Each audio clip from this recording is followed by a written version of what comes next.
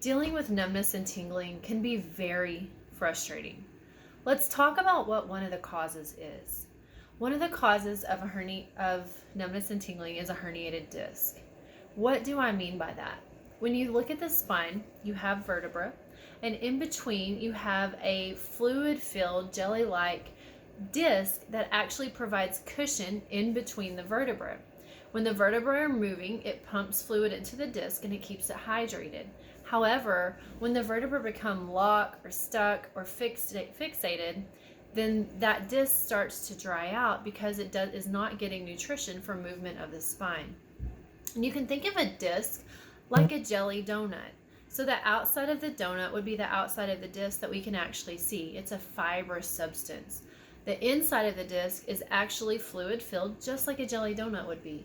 So when things stop moving in the spine, that fluid, the jelly, can actually start to come out of that fibrous substance, and it can squeeze. Like if you squeeze a jelly donut and the jelly comes out, that same thing happens with the disc.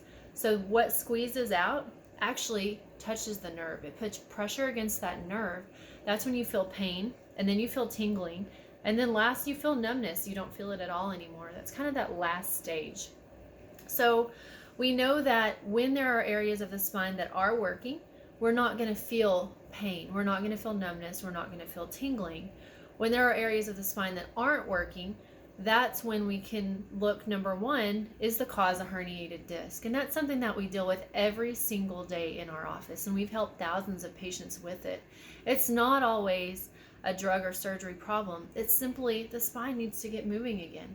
And there are different degrees of worsening. So if you're feeling pain down the arm all the way into the fingers, or down the leg all the way into the feet, we know that those are more upstream problems. So the nerves that go to the arm actually start here between C5 and T1 in the neck. And if you're feeling that radicular pain or that nerve pain that goes down, or numbness or tingling, we know that we need to look to the spine for the cause. Same thing in the low back. If you're getting that numbness or tingling that goes down the leg, we know it's not necessarily a leg or a foot problem, but it's a spine problem, because that's where those nerves originate. So again, we look to the spine for the cause of disease. So how do we fix that?